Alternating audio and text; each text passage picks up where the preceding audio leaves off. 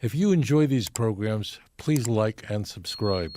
Why is he called Jesus of Nazareth? Why not Jesus of Bethlehem? Because everyone always knew the Nazareth part. The Bethlehem is a later accretion.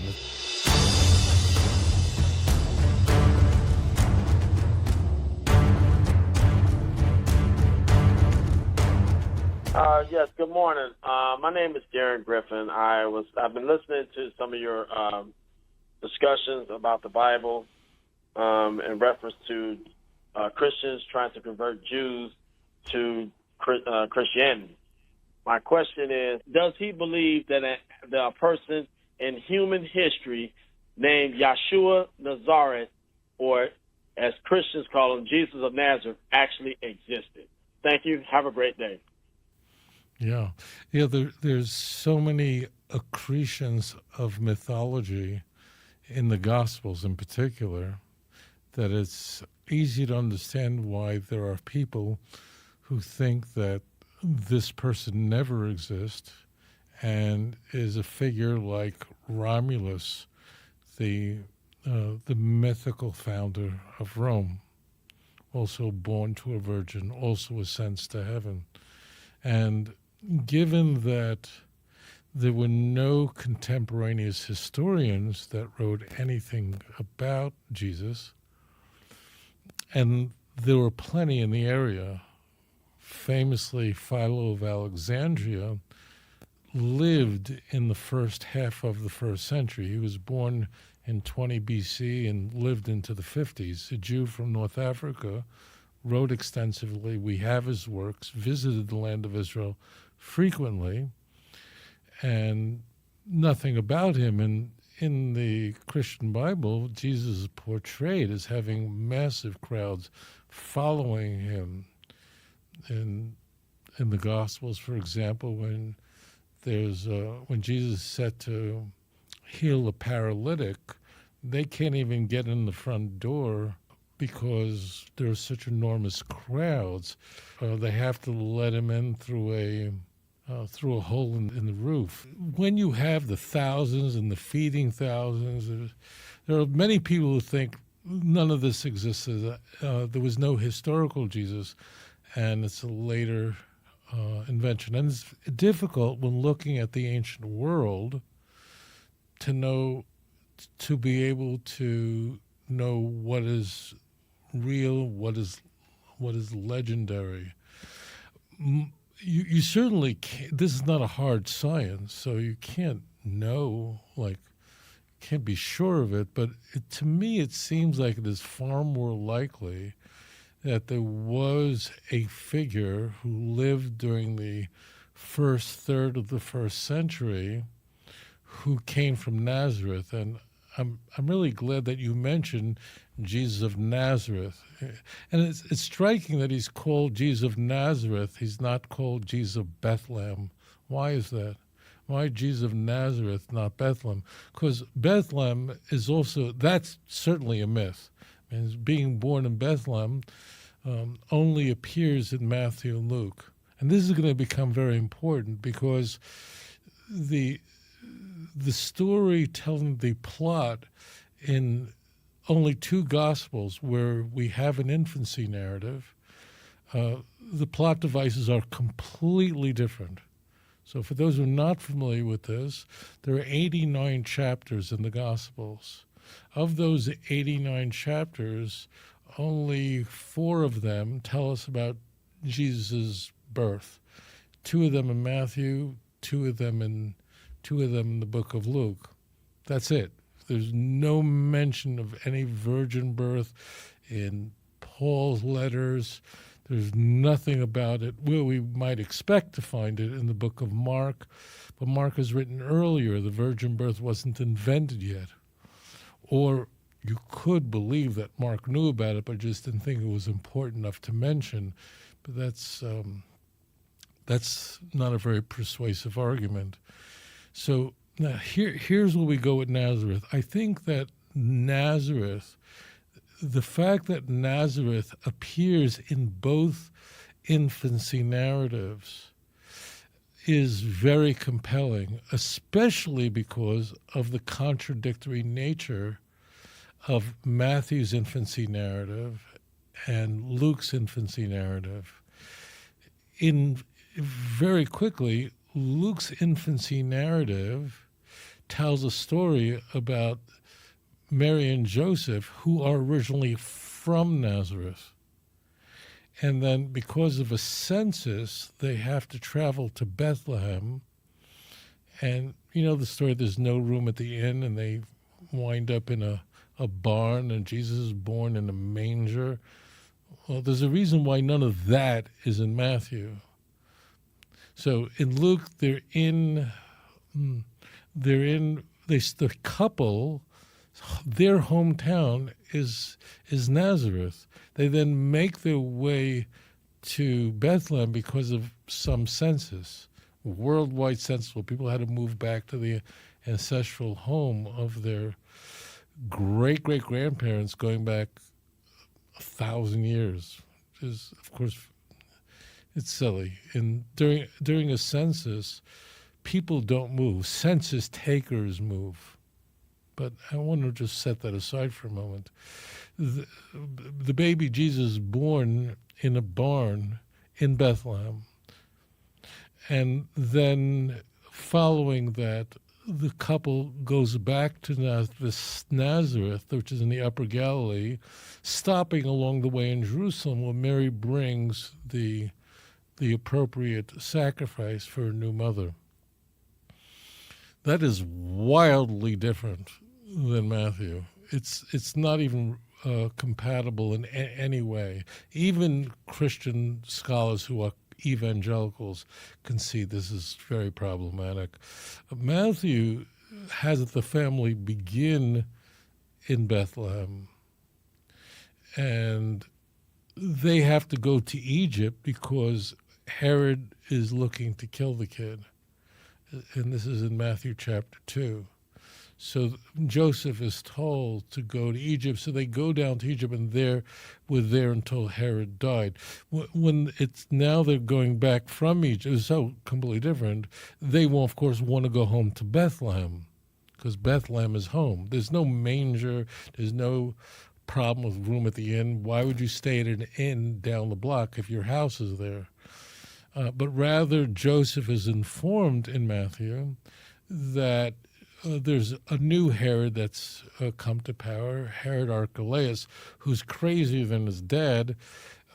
So you need to avoid Judea. Judea is basically whatever's below Jerusalem. So you better go off to Nazareth. So the family then goes to Nazareth rather than home. So these two stories it's not that they're contradictory, they're just entirely different. It's not like these are variances. The story is just hopelessly unreconcilable. But there is something striking in all this fiction. Why Nazareth? So it's sort of baked into your question. Why Nazareth? And Jesus will be known as Jesus of Nazareth rather than Jesus of Bethlehem. So we can figure out very easily why Matthew and Luke want the baby Jesus to be born in Bethlehem. They use different plot devices, but they get him born in Bethlehem. Why Bethlehem?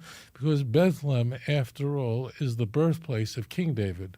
So they want him born in the city of David, the city that King David is born in. And David was called a person from Bethlehem. See 1 Samuel chapter 17.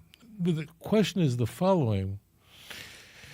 If Jesus was completely fictitious, he's like a Romulus character, there was no such person, then why do you need Nazareth? Why not just tell the story of Jesus was born in Bethlehem, and that's where the family was always, and why do you need the Nazareth part? And Nazareth is a place that no one ever heard of. It's never mentioned in Tanakh, ever. And even though Matthew 2:23 will say there's a verse to support Jesus going to Nazareth, there is no such verse. That's a phantom verse. It doesn't exist. So Nazareth is mentioned nowhere. It's not mentioned in Talmud. It's just nothing. If archaeologists are correct, who at the end of the 20th century, archaeologists have concluded they found the Nazareth of the New Testament. I'm not an archaeologist. If they're right that they found Nazareth, then it really is literally a one-horse town. It's a nothing of a place. So why invent that? Why insert it? Why interpolate that? So I think, strangely and counterintuitively, that the fiction in the New Testament, the fact that Matthew and Luke struggle so hard to get Jesus to be born in Bethlehem, but we need to get him back to Nazareth. That's the point. Because Nazareth, everyone knows, is really where Jesus is from. And that's what goes to, why is he called Jesus of Nazareth? Why not Jesus of Bethlehem? Because everyone always knew the Nazareth part. The Bethlehem is a later accretion. It's a later insertion.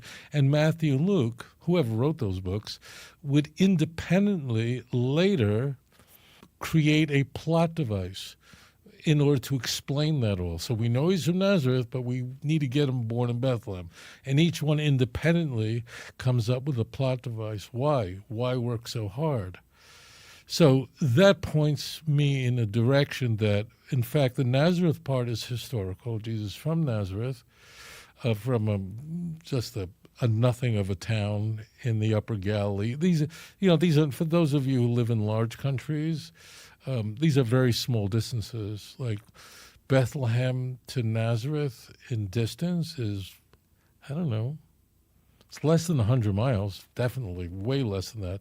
But it's less than 100 miles. It's not that far at all. It's just it's a journey that would take less than a week. So these are not just Israel, just a very tiny.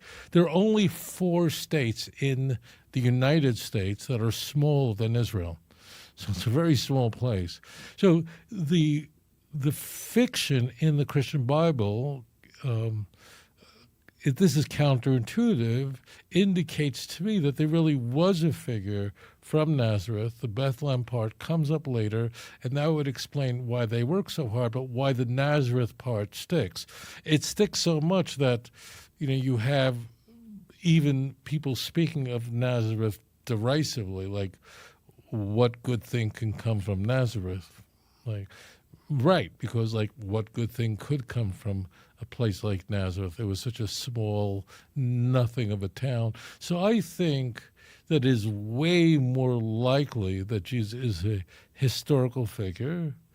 All the stuff you're reading in the Gospels, that stuff is just legend.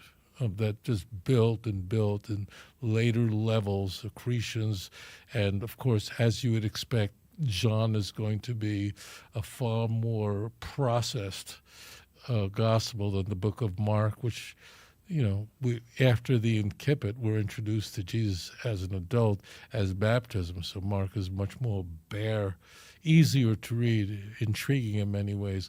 But these are layers and layers of legend. But I think in that, we can see that we are more likely than not, encountering a historical figure. Last point, for the Jewish people, there's only one question. We're not interested in history of what we want to know.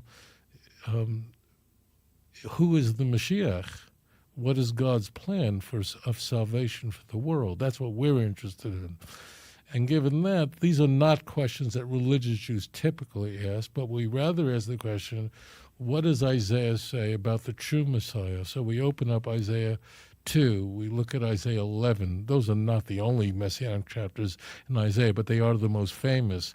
And we drink the water from Tanakh, and from there we know that the Messiah is going to bring about the very things that Jesus did not, and that is a worldwide peace and the ingathering of the exiles and the building of a Beis HaMikdash and the universal knowledge of God. And please God, we will see those prophecies expressed by Ezekiel and Jeremiah and Isaiah quickly in our time. Thank you for your question. If you enjoy these programs, please like and subscribe. אדון עולם אשר מלך בטרם כל יציר נברא ועת נעשה בחפצו כל אזי מלך שמו נקרא ואחרי ככלות הכל לבדו ימלוך נורא